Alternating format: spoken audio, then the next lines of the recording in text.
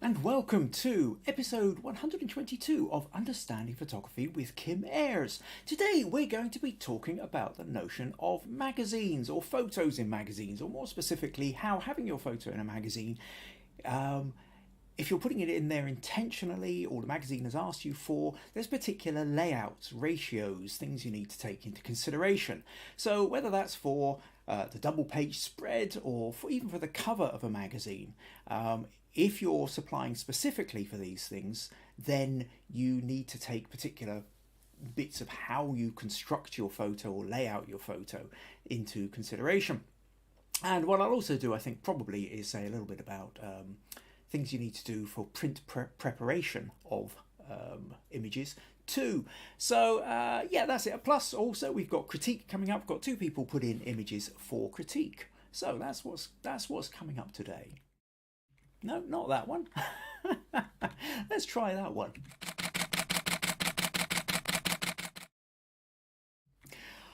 There we go. 122 episodes in, still getting tripped up by the technology.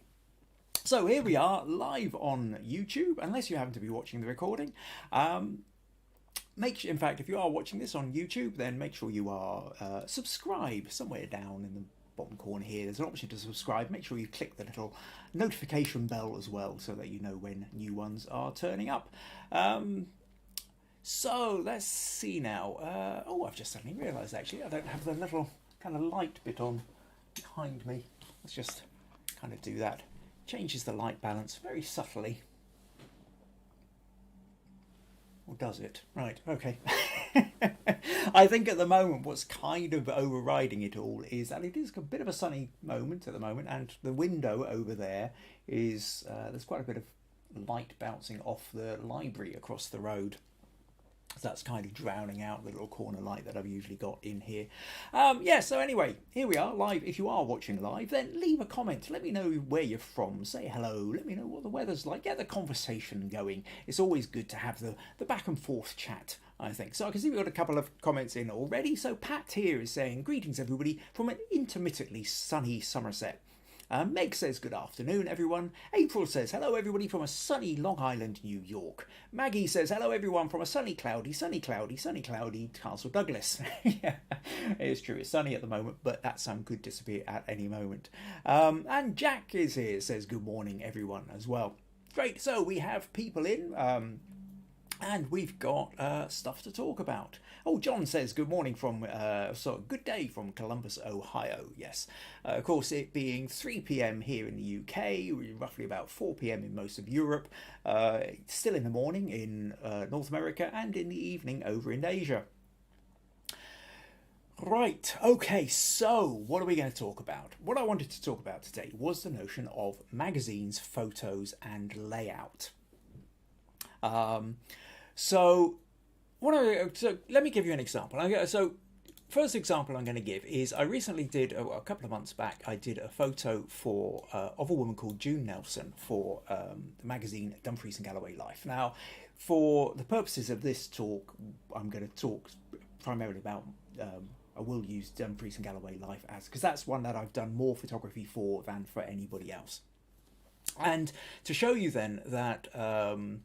So this is, I went out on assignment. I needed to get a bunch of shots, a bunch of options to go in the magazine for her. And no, not that one, try that one. Yes, there we go. And so this is June, and if you are going for a portrait, then this is a nice portrait. I was particularly pleased with this one. I think it's a lovely photo. However, in and of itself, it doesn't actually make for a good magazine photo, because mostly when the magazines are doing articles on a person, especially if they're doing a feature as such, they will either want to have a portrait thing. If you consider the idea of an A3 or an A4 magazine opened up to A3, I say A4, A3, I'm aware that's a Britishism. I can't remember what there are slightly different magazine sizes in North America, and I'm not sure what they're like around the rest of the world, to be honest. But we all know that essentially what we're talking about is this kind of ratio-ish, and then you open up and you've got double bits like that. Now, the thing is that this photo here, what they wanted also, what I needed to arrange was the idea to be able to have a double page spread. And for that, I created this photo.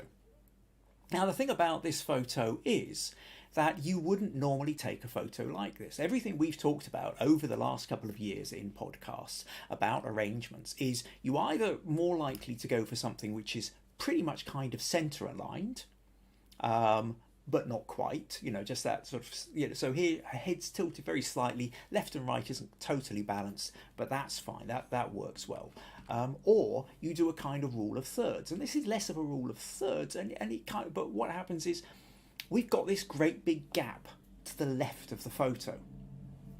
And the reason for taking, now, as I say, if you were printing this photo under normal circumstances and then sticking it in a frame, or if you were taking this photo and putting it into an online photo competition or something like that, this would just end up getting rejected, or like I say, if it's printed, you just constantly be thinking, but what's all this over to the left here? We've got an outer focus back of the room, which isn't really adding anything.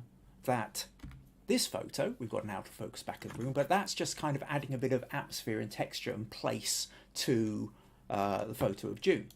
This one though, it's overkill. It's not doing anything for us. Until that is, what you do is you look at the way that it was printed in the magazine. And this then is the important bit. Now we've got June over here on the right, or is it left as you're looking at it? Right.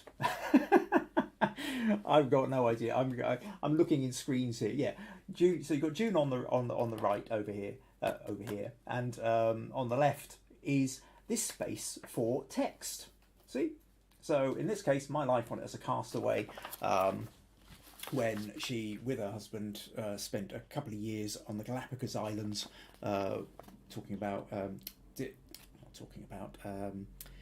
doing scientific research on birds. So, amazing life, amazing woman. But in terms of photography, it's done like this. And that then is the really important bit to understand, that there's a different kind of layout, that when you create a photo, that if you know it's going to be put in a magazine in a particular way, you have to balance it because there's other things going in at the same time. There's text to go in with that photo, and where that text is going to be placed has a major impact on how you're going to lay out the image.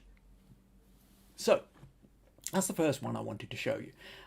Just take a quick look here. I see, April says it's 10 a.m. in Long Island, New York. Pat says, lovely photo, total trust. Thanks, Pat.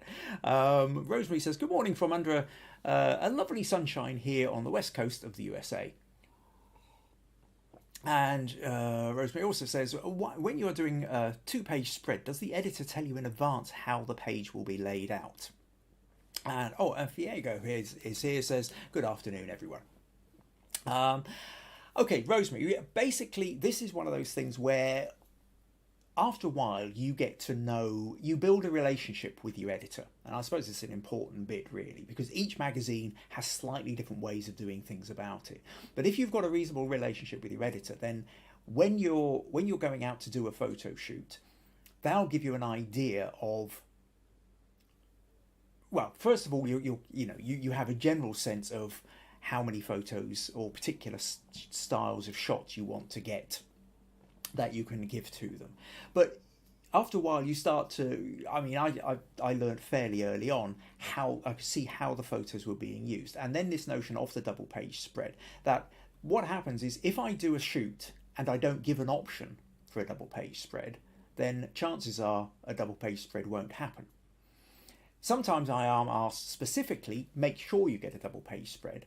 But what I like to do is, what I've found is to give the editor plenty of options. So I will take a shot. So like that first one of June, the close-up portrait, that might have worked if you'd had it, say, across the front of. I'm just trying to think. Is there another page? Here? Okay. Well, let's just say here, if you'd had it at the top half of a photo and then the text underneath, and on a smaller shorter article, sometimes that happens. So the top of the first page, or a one-sided page, will have a picture, in which case that kind of landscape version of the portrait would have fitted fine, and then you would have had the text underneath, because that's all that's needed. But if you give them the option of the double page spread, and the photo is deemed good enough, and how the editor is then laying out the page, there's more chance of it getting used. And one of these things is that I've found more and more that what I learned to do was to give the editor as many options as possible. And on some occasions, and we'll come to this one in a short while, I've given them options for a cover shot, even though potentially the cover shot wasn't necessarily asked for, but one of the photos just worked particularly well and then got used as a cover because of it.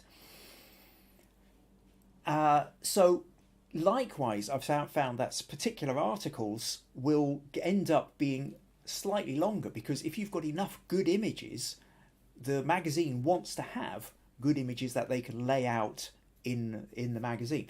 I suppose what we're kind of up against is these days so many magazines are on a really, really tight budget.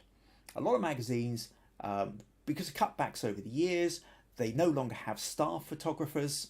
A lot of the images are sent in by the people who are advertising in it, or are wanting to get something said in it. I mean, fine, some of the kind of, if you're talking your Vogue, your Vanity Fair, this kind of stuff, they can afford that. But a lot of slightly more local magazines and what have you don't. And some of these magazines are also owned by much bigger companies that have a kind of a stable of, they might own hundreds of titles, of which your local magazine is only one, and for which there is virtually no budget. And the people who are working on it as much for love more than money.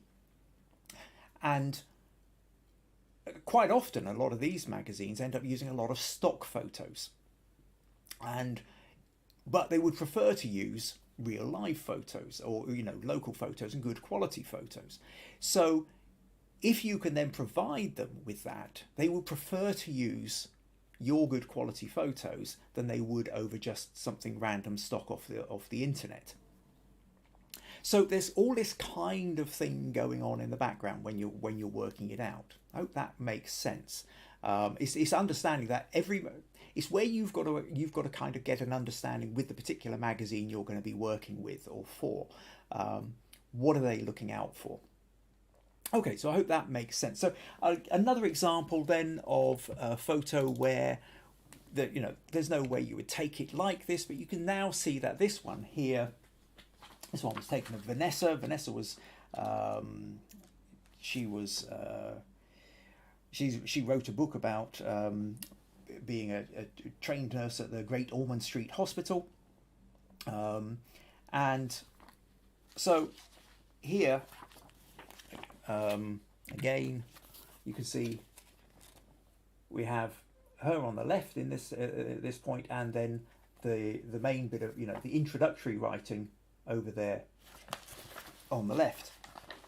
And then as we took, there's another shot I took in here of her with her husband. They always want a picture of the book in the picture, but that kind of looks a bit unnatural. But anyway, we managed to get that one in. And in this case, we've got a portrait here as well, which is taking up one full side of it. There's other pictures in here which were taken from her book of when she was younger, when she was a full-time nurse. So is that, so you've got that kind of thing going on. Another option then is, now some of you may remember several months ago I did one about Alexis Fleming, who runs an animal hospice. And so let's flick back here a sec and show you this one. Now, what I was going to show you, so if you take a photo like this is a nice kind of, could take up a page. This one has more that kind of slightly double page spread kind of feel to it, but there's no guarantee on that. But because you could pretty much split that if you wanted, you could turn that into a double page spread. This one here, obviously designed specifically as a double page spread. So I mean, if you take that one, say, and compare it to this one, so here's Alexis with a lamb, then they're very similar kind of photos, except that this one has been designed specifically with the fact that there's a gap on the left of it. And so again, if I flick through to that article, you can see that here we have over on the which side are we now? Yeah, the right hand side. We have Alexis with lamb. On the left we have the "You Are Not Alone," the intro text to it. This then got used, actually they did decide to use this one as another double page spread, but not full, the full bit. They've got the writing underneath down at the bottom, and that they've cropped this one a little bit along the top so they can get a little bit more of a, to be able to fill the 2 pages. Then we've got this one here, which stretches like sort of 2/3 across the page, and then they've got other sort of squarer ones to fill in the side. And so by giving them a sort of a range of options, and then here they've cropped one here, they've cropped one there, then it allows them to have maximum flexibility with it. And then there's the idea of, actually, I did shoot one of these as a potential cover, where if I there we go, this one had the potential cover. Now it didn't appear on the cover. Cover itself was that they were using a landscape, but they did decide to use it for the contents page. So what is it that, so in another world, this one could have potentially been a cover, and it might well have been considered. I've found out from Andrew before now that pretty much any one thing that appears on the contents page very often is a kind of, well, it was my second choice for the cover, but the cover was already taken for whatever other editorial design reasons were being used. So the thing about this one is that, again, normally with something like this, what you might do is you might crop in. If I was creating, I mean, let's just open this with Photoshop for a moment and just briefly show you what I mean by this. That the balance of this photo is, there's quite a lot of space around it, and generally speaking, if somebody sent this into critique, what I might have said is just bring that down a little bit, bring that up a little bit, maybe just tuck that in a little bit more, and that's probably a slightly better balanced photo, something like that. However, the reality is that because I knew that this was like, this could be used, it had the potential as a cover shot, or even going anywhere else. What you do is you shoot bigger than you need. You shoot bigger than they need, so that they have the option to crop it in a number of ways. So again, it's back to this thing of what you're trying to do is your client, my client in this case, is not Alexis. My client is the magazine. It's the magazine who's commissioned me to go and take these photos. So it becomes really important that I lay out the photos and get the kind of photos that the client wants, and my client is the magazine. So with that in mind, what I need to do is understand how the photos are going to be used, the purpose of the photos. The purpose could be for filling a page, it could be for a cover, and it could be cropped in a number of different ways. So if I shoot it with more surrounds than there is, then it gives them more options to crop. Hope that's kind of making sense. Right, where have we got? Got a couple of comments here. April says, some magazine companies use PhotoCrowd. Never had the privilege, but it is an awesome way to obtain new photos. Perhaps more magazine companies could do this. Yeah, I mean, I think that's yeah, I have seen. In fact, actually, I've had one or two of my photos in is it the Canon magazine, Photo Plus, I think. And what they will run competitions, and it's a way of getting content for their magazines, that's for sure. And I think the Nikon one does the same thing. There are Nikon only contests where they will go into Nikon. I've also had stuff put in, I think, Amateur Photographer magazine. I think there was something where, can't remember now. Yeah, but anyway, I know there are particular magazines. So you can do that. Warning ahead, you don't get paid for these ones. On those kind of photo competition, what happens is you're providing content for them, they're getting free content, as such, but at the same time you're getting a bit of exposure. If you're not a professional photographer, then you certainly, it's the equivalent of getting smug points really. It allows you to show off a bit. Okay, Rosemary says, do you envision a blank area down the center of an image as you're shooting for a 2-page spread? Yeah, kind of. You're right there, because there's a point here which is that as the as you open a page, so if we go back to say, where are we?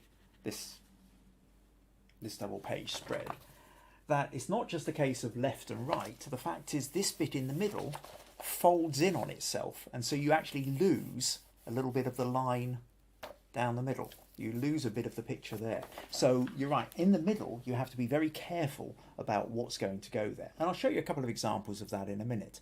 Let's show you another one then, just actually a kind of fun one here. With some of you may remember the photo I did of Renita with the trees. So let's just go back to here, click that, and that. So this photo, if you like, is the one. So this was Renita, storyteller. We went out to the woods. Even though it was daytime, I lit it in such a way to make it kind of feel a bit kind of dark, creepy woods. And then I used a particular effect to create the, sort of the trees blurring up into the distance. Some of you may remember I did a podcast specifically on how to create this effect, and I think I then repeated talking about it only a few weeks ago on an image Viji sent in. But what we have here is we've got Renita, but the thing is whilst this might in itself make quite an interesting single page shot, it's not really the magazine shot. The double page, so what I did was I did another version of this, which was then designed to be the potential double page spread. And sure enough, once they had it, we have here, we've got the double page spread. So at this point, over here, we've got Renita on the left, and we've got the intro text and the header over on the right. And so that's designed for that. Now, there was another shot we did where, so this was a slightly early one. And this one was created, again, with the potential to be a cover shot. Wasn't really sure what they wanted. It didn't end up on the cover, but once again, it did end up on the contents page. So again, slightly cropped in to make it slightly squarer. So you're having those options then to play with the image. So okay then, to talk about just to go talk a little bit then about that notion of that little bit of middle space that you were talking about, Rosemary. And let me just see. I'll tell you what. Now, what was interesting is, again, some of you may remember I actually, in Dumfries and Galloway magazine, I had ended up with a 10-page spread talking about photography and the art of storytelling. And this particular picture of the 7 Deadly Sins of Chocolate, this one actually also appeared in Photo Plus or Digital Photographer or one of those. Now, they did use it in this one. What I thought was interesting, when they came to, now the problem that you have here, okay, let me just show you if I open that in Photoshop. If you're thinking about the problem of the middle, if I put that in the middle, that line there is the middle of the picture. And that middle of the picture means that if you fold that, essentially we're going to miss half of Connor's face here. It would be the equivalent of, if I say, cut that, paste it back, and then if your fold would end up sort of something like that, and it just wouldn't quite look right. So you have to, now when they actually, what I noticed was interesting, when they put this one in as a double page spread, you'll notice that it's cut on his shoulder. And so, and what's happened is they've actually extended out slightly over on this side. Sorry, they've made a bigger gap after the shoulder. And again, part of this photo, the advantage of this photo, because it sort of fades over into black a bit, it allowed them to, let's see, if I just go to the crop, sorry, let's go back to open. Let's go to content aware, crop. If I just extend that bit out to the right a bit, like that, something like that, and then enter. So now we've got a darker patch here, and then when I take this middle line, you see it now crops on his shoulder rather than in the middle of his face. And that's really what they did, was they extended out the left so that precisely so that they could put it into the middle without. Now, this one wasn't designed as such to be a double page spread. This one was designed to then be printed up on a nice board which was used as a window display for in-house chocolates, because for this one the client was in-house chocolates. The client was not Dumfries and Galloway Life, but Dumfries and Galloway Life wanted photos for the article. I submitted this photo. They could have shrunk it down and just put it into one of the pages, but they decided they wanted to make, again, a kind of double page spread out of it. And but the only way to do that without having the guy in the middle folded was to extend out and essentially change the ratio of it slightly. So that kind of thing can certainly be done. Now, another one like this is, some of you may remember this one, my ultimate selfie photo. And again, I designed this slightly with the idea that you could pretty much cut it down the middle, having me slightly to one side. And in fact, actually, I did a slightly different version of this, which was this, where this one was the one that I actually gave the magazine. And I made the sky slightly higher, and I brought in the size so that this is a very particular, an A3 ratio, so that it would fit as a double page spread if they wanted it. And sure enough, in the end, they did use this one as the double page spread to open the story of, you can see down the bottom, on the bottom right there, where it says what's the story. Now, the only unfortunately with this one, the one casualty was in fact this one here, this version of me doing the selfie behind the car, because it's folded where it is. You can't quite see that version of me, you know. That one just disappears. But that's, if you like, sacrificed for so you could, that's the bit I'm wanting to try and get across. Now, the other bit is if you're wanting to go for a cover. So when I talked before about that notion of the one with I did of Alexis, where there's potential then for the cover to go around it. So just close down a couple of these. They're all kind of getting away. Let me just okay,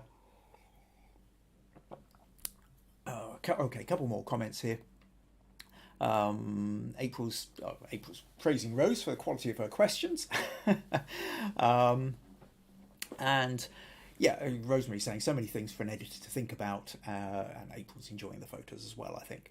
So yeah, so the other thing is the idea of the cover shot, and this was struck me the very first, almost the very first time I ever did a cover shoot for Dumfries and Galloway Life. The editor asked me to take a photo of, actually it was Renita, the storyteller, who was dressed up in the woods, but this was several years ago for a different story. In the end, it didn't get used, but that was for different reasons. But I'd had a photo of her, and she asked me if I had a different photo which had more space around it, because she'd seen a photo I'd done of Renita, and she wanted to have Renita in the magazine, but she wanted to have space around it because there's all the bits where you have on the cover what's coming up in the magazine. And the thing is with that is that my photo was too tight in, so I couldn't do it. So I was then commissioned to take a photo, so I had to take a photo with the idea that there would be more space around it.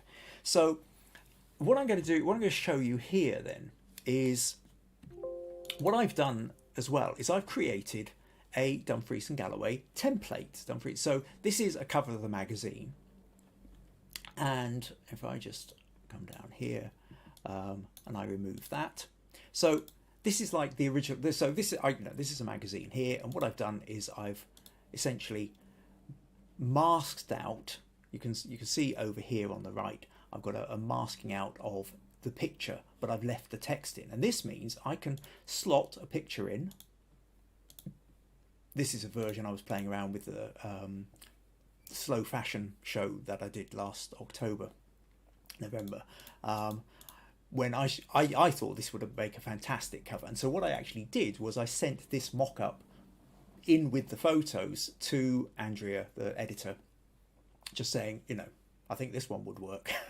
Obviously, it's her decision, but occasionally there has been the odd occasion when I've sent something in with a kind of little mock-up and it's given her an idea or planted a seed. Doesn't happen very often, but on occasion it has. So for me to be able, but it allows me, you can see here how the picture fits with the text around it. So what I can do then is if I take something like this Alexis Fleming image and let's select all, copy, and paste it onto here. Let's just resize that. Then I can see whether this is going to work out. So I know I can see, where this is going to fit. I need to be, the maximum amount of space I've got is essentially between the outer white lines here. So if I narrow that into there, we can see you can have that. That's obviously no good. That's obviously no good. So you're trying to see, is it possible that if this was in here and nudge slightly, or maybe if I even make it a little bit larger and move it over a little bit, and something like that, you think, actually, you know what?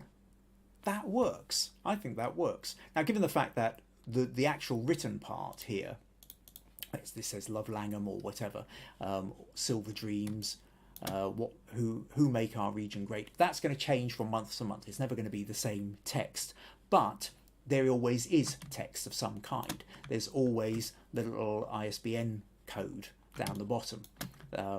There's always a little picture up in the left corner. This is the standard layout. So it does give you an idea of whether a photo is going to work. But you can see that the photo is going to work best if you've got the room around it.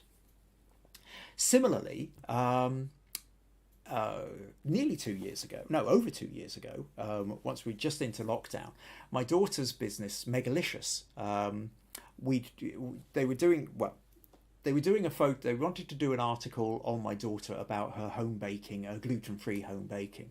And so even though we hadn't been asked for it, I thought there was potential here for a cover shot. So we then did this photo. And again, if you go back to probably, I can't remember when, May or June 2020, I've got a podcast where I talk about doing this photo here. So here we set this up in the back. We've got our shed in the background. We've got Meg with her Megalicious apron.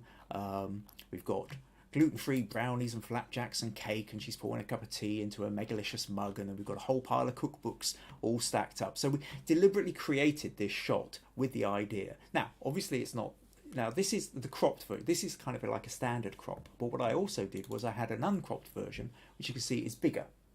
This then gave the option for, if they wanted to do a double page spread, they could sort of zoom in, do something like, oh, I'm not sure what's happened there. That wasn't what I intended to do. But, they could do something like that, move it about, and that there would give you quite a nice kind of double page spread. And instead, though, what they did was they took this, and if I, again, drop this in here, they were able to take the photo and create a cover like that. And lo and behold, if I find it, here we go, and here's your cover picture with Meg on it.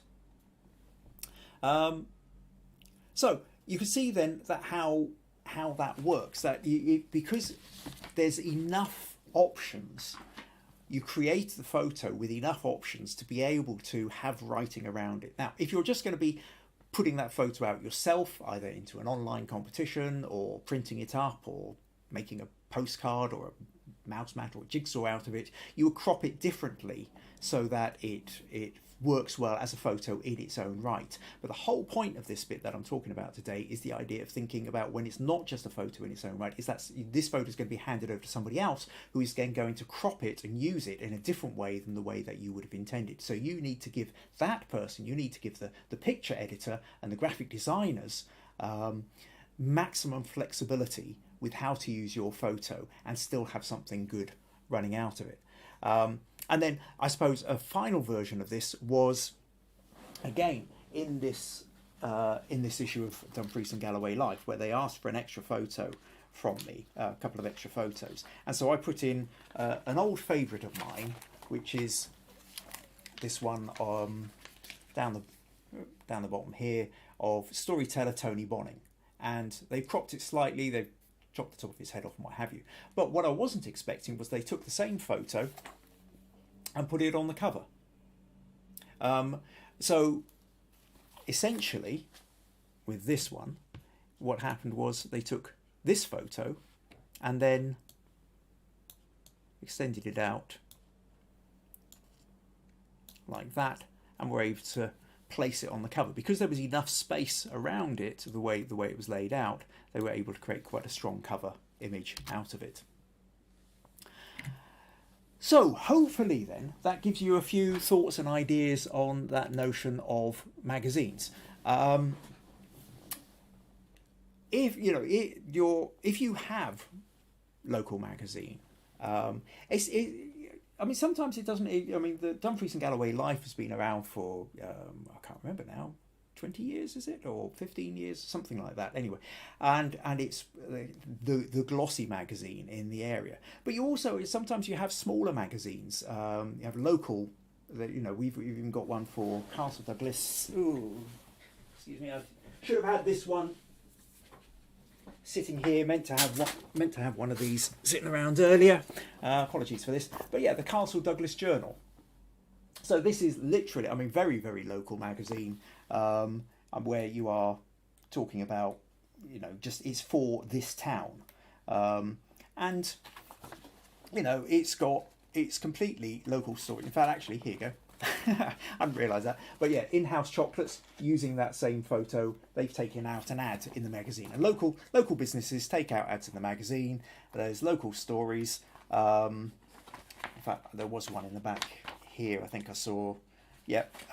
Again, some of you might remember this photo from Pip and Elle, who make earrings, brightly coloured earrings, and a photo shoot I did for them. So magazines like this, again, I mean, they are as close to a charity as you can get. Nobody's, hardly anybody's getting paid, if anybody. But it's local information, and they are desperate for good, interesting photos. So if you're not too worried about trying to make a living out of it, but you would like a little bit of extra exposure for your images, then get in touch with these magazines. They're usually falling over themselves for somebody who's prepared to go out and do something, and then chat with them. Take a look at previous magazines. See the kind of photos that they go for. Do and offer them up options for a cover shot, for double page spread, for anything like that. There's a whole bunch of things like this. So somewhere to play, somewhere to have fun. Like I say, and if you are at any point in the future wanting to go down the route of actually getting into bigger magazines, growing yourself as a photographer, then the portfolio side of this is really good. First of all, there's the practice of creating photos which are going to be used, so that you start to understand journalism photography, or magazine photography, editorial photography. But there's also then every now and again you're going to have one which just is a bit more standout, and then that operates really well for your portfolio. So I hope you found that interesting. Yeah, so that's what I wanted to talk about for that. Right, okay, a couple more comments. What we got? Feago says, I believe one day I will be able to merge photos. Merge photo, yeah, if you make, yeah, that's part of the editing process. Yeah, Rosemary says that the idea of having a template is genius. Well, it's useful. Is the thing, is that you work out what's going to make your life easier, and then so I spent half an hour in Photoshop creating myself a template, and then once I got that, it did make life a lot easier. April, yay Meg. Meg says it was the 12th of May on the cover of the DG Life magazine for me, for Megalicious. Right, okay, so it's 12th of May 2020. Right, okay, so in a moment then we're going to move on to the critique section, but first of all, just a wee reminder that if you find these podcasts useful, entertaining, interesting, and you would like to support them in any way, then buymeacoffee.com/Kim Ayres is one of the places you can do it. Always appreciated. Now, the other thing I was going to talk about, now I never got around to doing a question of the week this week in the Facebook group. Partly because I was caught up with, some of you have noticed, some of you have already started following, I've set up a new Instagram account, as well as my existing one at Kim Ayres Photography. I've set up another one at photo_critique_with_Kim_Ayres. So it's photo critique with Kim Ayres, with underscores between each of the words. It all sounds a bit complicated. It's easier when you see it. The point being is that what I'm doing with that is I'm going back through these podcasts and I am taking some of these critiques and just extracting them on their own. So there's I've recently put up the one of Rosemary's, where she had her puppy sitting in the playpen but looking like it was sort of locked behind bars, giving it the big puppy eyes saying, "Will you free me?" So that one's gone up. One I did of a couple of horses, Robert had done in the low morning light, that one's gone up. So part of the thought with this is that for people who may be wanting to access the critique, don't always, if you're fairly new to understanding photography with Kim Ayres, you're not necessarily going to sit down through an hour and a half podcast just to try and pick out a few interesting bits. And I thought, we've got all these critiques, and what I'm going to do is just create an Instagram account, and 1 or 2 a week maybe, I'm just going to take some of these old critiques and put them in the one place. So you can go there and, maybe you missed them first time round, maybe you've forgotten them. But if you're doing Instagram, then I think it's a great... well, as well as the Instagram as well, on the YouTube channel, you finished here, I've set up a playlist with the same ones in. So there's a playlist also called Photo Critique with Kim Ayres, and it's just the snippets of some of the critiques that we've already done over the past couple of years. Now, on the back of that, I do have to say that some of you may have seen in the Facebook group that somebody objected to the idea of that critique being put onto Instagram, feeling that it was a bit too public, which surprised me. And I'm not going to go into a big argument about this or debate or anything like that. But what does need to be made absolutely clear, just in case anybody wasn't really aware of it, is that we are public. This isn't a private channel. The Facebook group isn't a private group. The YouTube channel isn't a private channel. If you are putting photos in for critique, they are hopefully going to be seen by a lot of people. Now, at the moment, they may be, as we're live, it might only be watched by a dozen or a couple of dozen people as we're doing it live, but they're all recorded, they're all available to anybody. That is the whole point of these podcasts, is that they are available to anybody. The purpose of understanding photography with Kim Ayres is so that anybody in the world can learn how to improve their photography. And when you put your image in for critique, you're putting your image in and I give you feedback directly on your image. And so you get a personalized bit for that. But everybody else watching it also learns something from the process as well. You all know this. You come back, you watch these, you watch me give critique to other people, and you learn from the critique that I give to other photos. I'd always just thought this was absolutely obvious, but the reaction I got, the fact that I was questioned by somebody about the fact that they didn't feel comfortable with that, so I removed that particular critique from the podcast, from the Instagram account and the YouTube. And I've had to say, basically, if you're not happy with it being put in public, don't submit it. This is public. So that I just kind of felt needed to be clarified. Having said that, I think it's probably fairly obvious to most of you. And what this is understanding photography with Kim Ayres is a resource. And so what I'm trying to do is just kind of spread that resource a bit more, make that resource a bit more accessible. We now have 2.5 years worth of critiques sitting in an archive which isn't necessarily that accessible to most people. So I'm taking some of these critiques and I'm putting them into easily found place. So a Instagram page which is just going to be about critiques, and the playlist on YouTube here, Photo Critique with Kim Ayres, is also then available, so it's accessible. So hope that all makes sense. Right, okay, well, we got another comment here from Feago who says, although I understand less about photography, I enjoy listening to my English. Okay, I guess I'm the youngest learner here. I've no idea. How old are you? But yes, hopefully I'm aware that I can also speak quite fast as well, especially because when I start these podcasts, I've usually just had a coffee, so I tend to speak at high speed. So I hope my English is fairly clear. I know you can tap into the subtitles. There are auto subtitles here on YouTube. They're pretty good. A lot of the times they get most of it right. Sometimes they have some weird interpretations of what I've just said. So don't read everything absolutely literally, but you may get most of what I'm talking about. Right, okay, so let's talk a little bit then. Let's move on to critique. So the critique section, this is your place to send me your images, just what I've been saying. That there's very few places on the internet where you can get real, genuine feedback on your photos. You can put your pictures up on Facebook, your friends will all click like, and that's lovely, they're being supportive, but they don't necessarily know anything about photography or how to give you proper feedback. That's what this area is for. And every time I've asked, nearly always comes out at the top. The best bit everybody loves about these podcasts is the critique. But I also have to say, if you want critique, you have to send me images.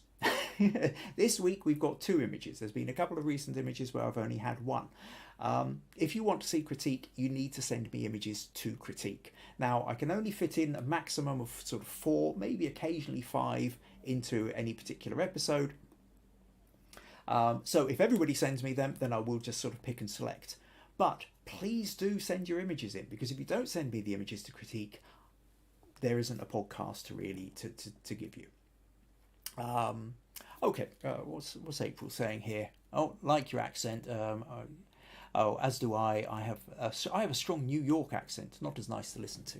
Well, but it all depends. Everybody's accent is nice to some people and not quite so nice to other people. There's no guarantee. So, but I'm glad mine is not offensive to you. If I can go for not offensive, then I'm happy with that. Right, okay, so let's move on to the critique section then. So, Feago, I'm sorry, I can't quite remember exactly how you pronounce it. I will go with Feago unless you tell me otherwise.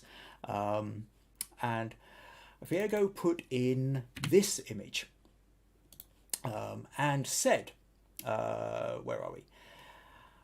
Here goes. The photo was a bit of a mess for me. The light reflecting just destroyed it. I'm wanting to edit into a silhouette, preferably, but I'm not able to remove the sun ray. Okay, let's talk a little bit about this photo then. So what you've got is you've managed to photograph your friend, or person you know, or I presume they know you know them, down on the beach, by the sea, at sunset. And so you've now got the sun behind, and your friend isn't in full, they're darker, but they're not in full silhouette. We can still see that he's got a red t-shirt on, probably blue jeans. We've got got a bit of reflection of the sunlight in the sea, which I think is really nice. And then there's a kind of a sun ray that goes across. Now, I know on one level you're saying you're kind of not quite so keen on that, but there's a little bit where it is kind of creating a little bit of a leading line coming down, and I don't think it's quite as bad as you think it is. But what you were talking about was getting a bit more of a silhouette. Now, the other thing I would say with this is, in terms of balance of this photo, is you've got the sun smack bang in the middle of the photo. And when it comes to basic composition, the middle of the photo is the kind of dead zone. It's the place of least interest. It's the place of most balance. If you want to go back and look at some of my previous podcasts and look for the notion of cropping.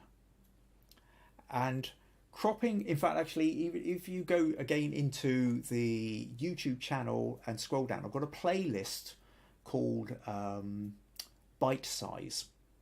So that's shorter bits, and I think I've got one in there where I talk specifically about cropping an image, and I talk about the notion of rule of thirds, about off-center, about composition of how a picture is laid out.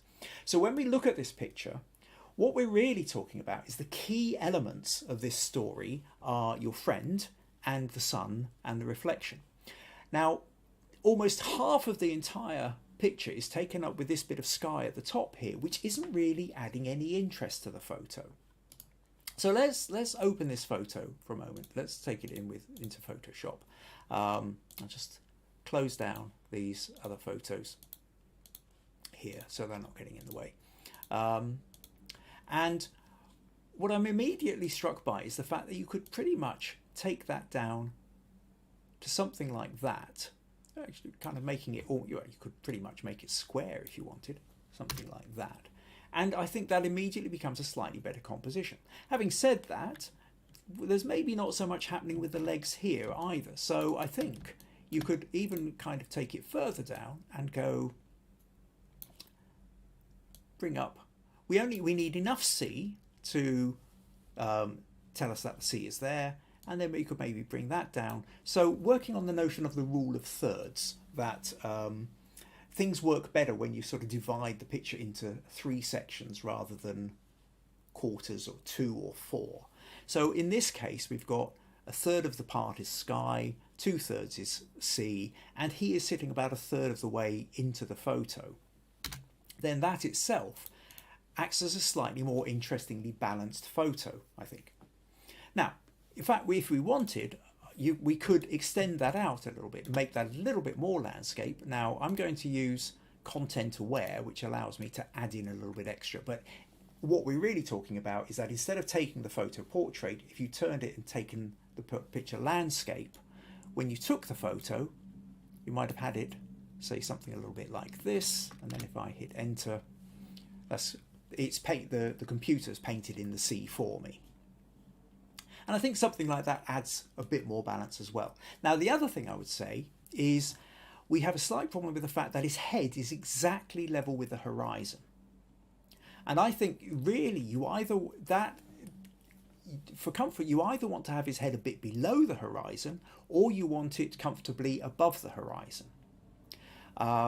So I'm going to duplicate that layer there. So let me just kind of loosely show you what I mean. I'm going to crop him out. I'm going to copy and paste.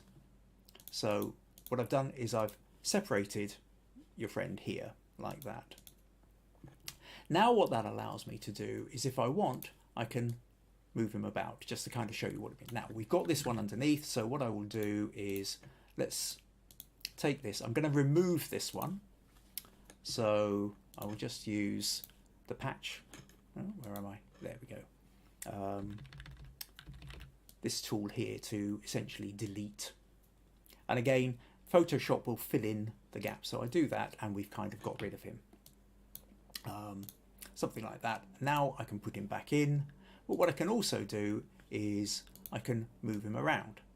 And now if we were sort of slightly lower down, something like that, then you see where the head isn't poking above the horizon, that's maybe slightly more interesting.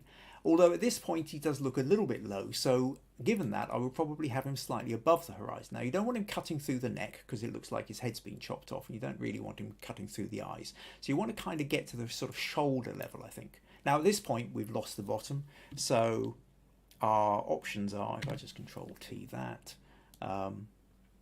say he was a slightly bigger version, something like that maybe. He's quite close to the top, so composition wise maybe then if we had a little bit more sky, just a little bit, something like that, to do the content aware. Oh, should have done that on the one below, content aware, not that one. So again, something like that. There, you see, I think something like that is a sort of better composition. So he's cutting above the horizon. We've got the sun coming down. There's not too much sky. We've got sea that he could be looking out into. So by and large, something like that I think maybe works slightly better. So that's to do with the composition. The other bit you were talking about was the idea of turning him more into a silhouette. So options with that are, we can either try and darken down the whole picture, or we can try and selectively darken him down. So let's just, for the sake of it, let's go back to this photo, or at least say this version of the photo. So what I do is I take, say, the curves, and let's bring that up so I can see what's going on, and I click and I drag down this, then I can make the whole thing darker. Now that kind of becomes a bit interesting, because we then actually, in the process of making it darker, it makes the colours in the sky that bit more rich as well. But the problem is, to get him to complete silhouette at that point, it's now become overcooked. It's gone too far. So what we could do is we could go and we could select him again. If I select something like that, and then what I'm going to do is I'm going to do the curves. I'm going to anchor it just to him, so that when I darken it, it's only him. So I can lighten or I can darken him, and I bring that down until we get to the point whereby he is completely silhouetted. And then if I want, I can go back to this one, and I can then darken the sky to a point whereby it feels natural but not too far. So you're playing around until you find a bit where you feel most comfortable with it. So something like that, I think, then gives you what you were looking for. But like I say, ultimately I would have him not with his head on the horizon. I would have the sea cutting through at about shoulder level. I think will probably work best. So I hope that helps. I hope that gives you a few ideas, Feago, and a sense. So you're getting a sense then of both how to lay out the photos and also how to adjust it if you have access to that. Okay. Okay, Feago says, I was in a hurry and couldn't take one more shot. It's always a problem. Yep, there's... Overall, what tends to happen is we take a shot and then afterwards we think, oh, I wish I'd taken a different shot. But that's experience. You gain the experience through taking the photos. And what you do is get into the habit of take 2, 3, 4 shots when you can. Get into the habit of moving up and down, left and right. And the more you do this, the more likely you're going to start to learn what photos are likely to work. But you're still fairly, kind of at the beginning of doing your photography. There's still a lot to learn, a lot of places to go, and it's a fun journey. Keep coming back, keep submitting your images, keep learning, and your photography will grow and grow. But thank you very much for sending that one in. Okay, Maggie says, I really like the line of the waves. Robert's here, says, howdy all from Texas. Anne and I are at the Arboretum with the Dallas Camera Club on a photo excursion. Hope to catch up later. I hope you have fun with that. April says, I would like to see some more of those pics, Robert. Sounds fun. Pat says, I long for the ray to be removed. Okay, so you are wanting the ray out of the way. And Feago says, me too. Oh yeah, just 17. Okay, great. Loads to learn. Lots of time ahead of you to become a fantastic, amazing photographer. You have time on your side. I didn't really start doing photography until I was well into my 40s. So you've got a good 25-year head start on me. Right. Excuse me. Right, okay. So next photo then is Viji. And Viji sent in this photo and said, Viji, I clicked this photograph on my mobile while I met with my friends for a coffee. It was compelling when she talked to me and raised her cup to drink the most spectacular filter coffee, as we call it, similar to cappuccino. I took this pic from the other side of the table, and there were many elements here. I tried cropping the pic, and the magic went missing. So this is the cropped version, and then this is the uncropped version. So the crop seems to draw the viewer. Should I crop, or should I leave it this way? Is there a better way to edit the photograph?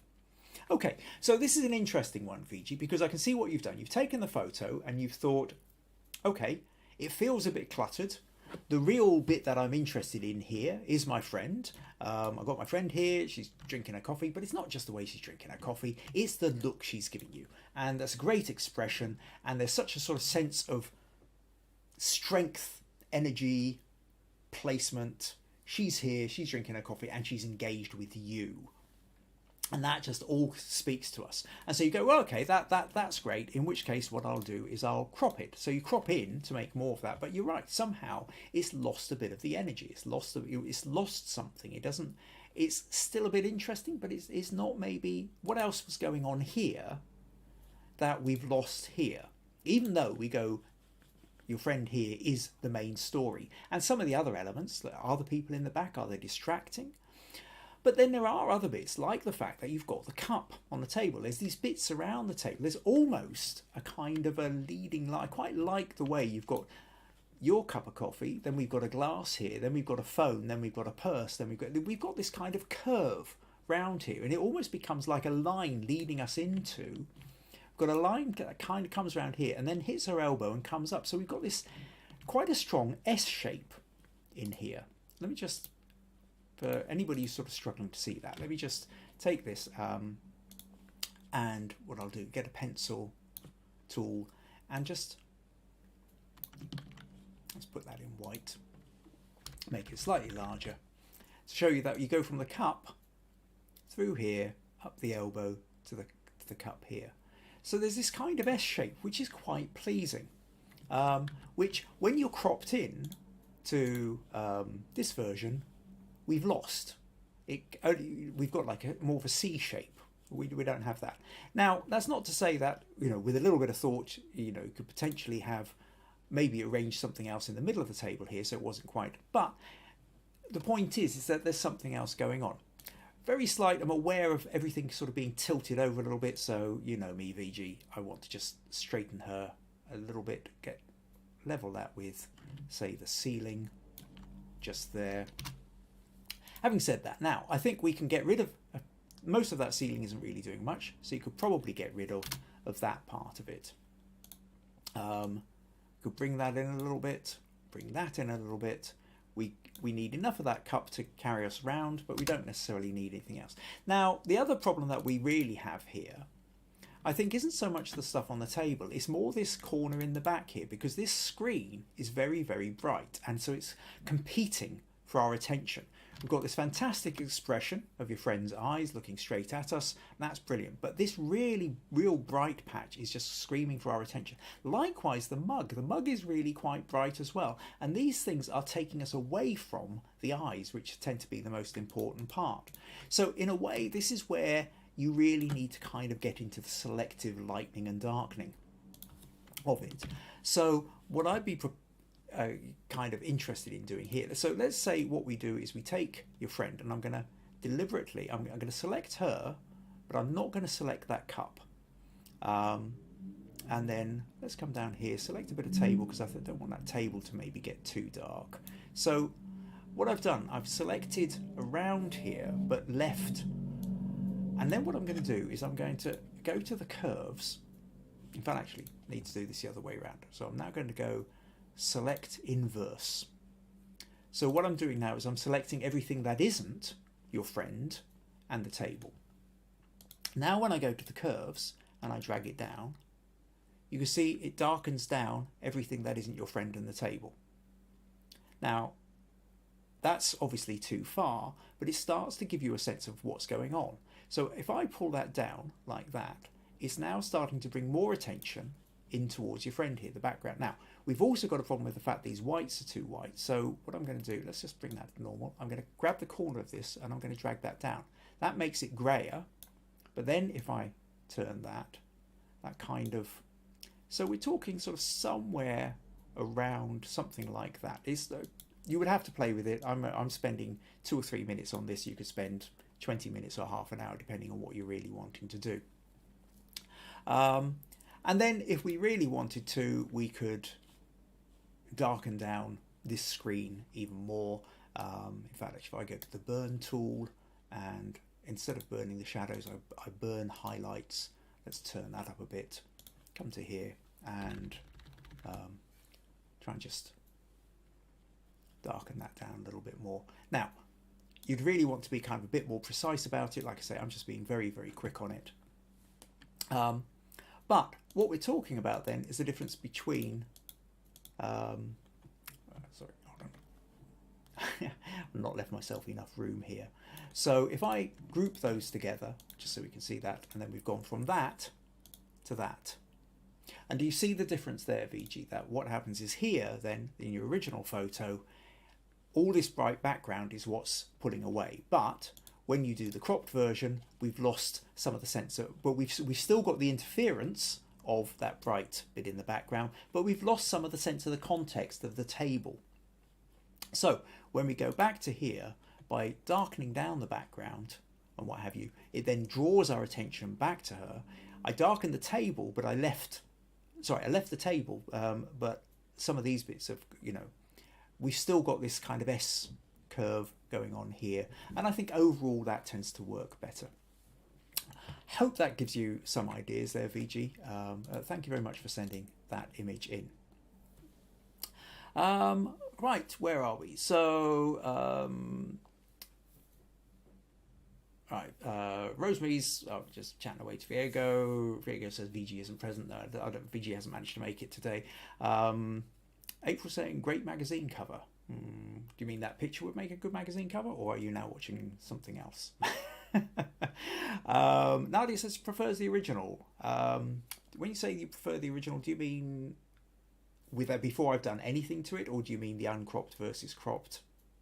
Or have you come in and you're watching an earlier part of the podcast talking about something else?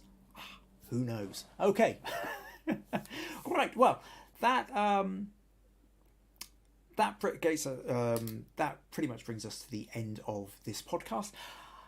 Next week, I haven't fully decided what I'm going to do next week. I've still got to work out that one.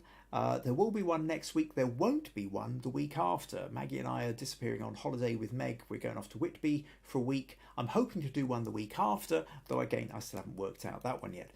So, thank you ever so much to Feago and to Viji for sending in the images, for everybody who's been interacting and the comments and the feedback. Now, what I would be useful is, I'll tell you what, if any, between now and whenever, have you got any ideas? Is there anything you would like to see in these podcasts? Are there any particular topics you would like me to chat about? Are there any particular formats? Is there a whole thing that I've not tried that you think would be a lovely addition or replacement to some of the stuff that I do in these podcasts? I'm absolutely open to suggestions. We've been doing these for 2.5 years now, and they're constantly changing. There's new bits come, other bits get dropped. I'm always open to ideas. So let me know if you have any thoughts. Zap me an email, leave a message in the Facebook group, meanwhile, I will see you all next week. Thank you ever so much. And again, if you feel like supporting these podcasts, buymeacoffee.com/Kim Ayres is one of the ways you can do that. So, thank you very much once again. And which button do I need to press? I need that one. Okay, take care. I'll see you all next week. Bye-bye.